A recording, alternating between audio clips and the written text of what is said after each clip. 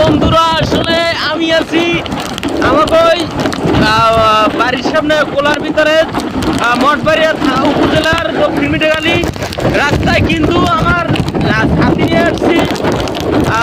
জোর হাওয়া চলতেছে, আর বিশেষ করে এই যে আমাদের কোলার সামনে এটা একদম নদীর মতো হয়ে গেছে। আপনারা দেখতে পাচ্ছেন আমার ফোন থেকে ক্যামেরা ধারণ করছি ভিডিও। আমি বাতাসে মাটি যাইতেছি, অত্যন্ত ঝড়ো হাওয়া, বৃষ্টি। আসলে জানি না আরো কত আঘাত ছাড়েন। সবকিছু আল্লাহর সুপর্দা, আল্লাহ আমাদের সকলের রহমত করুক। এই যে বন্ধুরা দেখতেছেন আমাদের যে খোলার অবস্থা, এটা পুরোপুরি নদীর মতো হয়ে গেছে। আমার এই বাতাসে চিনতে বেলায় যে ওই যে পুরো নদীর মতো ঢেউ, আমার বাতাসে